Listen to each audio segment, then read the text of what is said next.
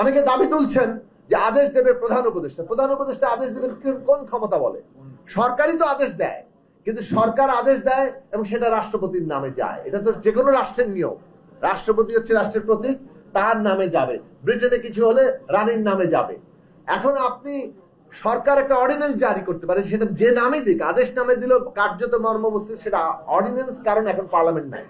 Parliament থাকলে আইন হয়, আর যখন পার্লামেন্ট থাকে না তখন এটা অর্ডিন্যান্স আকারে যায় ওই সময়কালের জন্য। যখন পার্লামেন্ট আসবে তখন সেটা আইনে চলে যাবে। এখন প্রশ্ন হচ্ছে যে এই যে সরকারই তো অর্ডিন্যান্সটা কিংবা আদেশটা দেবে in the name of president, কিন্তু আপনি যদি বলেন না প্রধান উপদেষ্টাকে এটা জারি করতে হবে, তাহলে তার তো কোনো বিধান নাই, কোথাও তো লেখা নাই এটা। তাহলে প্রধান উপদেষ্টা কিসের নামে দিবেন?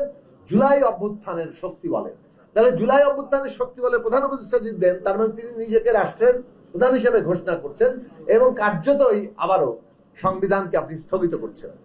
আপনি সরকার ওত নিয়েছেন 106 অনুচ্ছেদের বরাতে, তার মানে আপনি একটা বিশেষ সরকার, কিন্তু একই সাথে আপনি সংবিধানকে সাথে নিয়ে চলছেন। কিন্তু এই মুহূর্তে এসে আপনি যখন সংবিধানকে ছাপিয়ে যাওয়ার কোন প্রস্তাবনা করেন, আপনি একটা রাজনৈতিক সংকটের সম্ভাবনাকে জাগিয়ে তোলেন।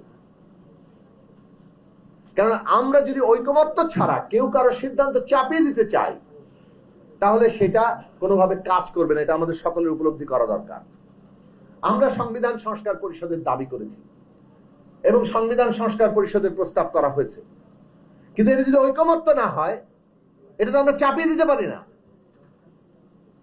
এটা আমাদের মনে রাখা দরকার। আমরা আমাদের প্রস্তাব হয়েছে বলে আমরা যদি এখন এই মুহূর্তে সেটা নিয়ে খুব লাফাতে থাকি, তাহলে আমার মনে হয় না, আমাদের দলের পক্ষ থেকে আমরা পরিষ্কার করে বলতে চাই যে এটা আমাদের জন্য জাতীয়ভাবে কোনো কার্যকর কিছু হবে। আমরা অ্যাপিল করতে পারি যে আসলে যে যে ক্ষমতা গণভোটের মাধ্যমে সংসদকে দেওয়া হচ্ছে, যে তার জুলাই সনদের ভিত্তিতে তারা আগামী সংসদ মৌলিক সংস্কার করার ক্ষমতা পাচ্ছে, কনস্টিটিউয়েন্ট পাওয়ার পাচ্ছে। এইটাই আসলে নাম দিলে সংবিধান সংস্কার পরিষদ হয়। এটা যদি আপনারা গ্রহণ করেন, তাহলে এটা গ্রহণ করতে পারেন, এর মধ্যে কোনো অসুবিধা নেই। এর মধ্যে সংবিধানকে কোনো স্থগিতও করতে হয় না, কোনো কিছু করতে হয় না।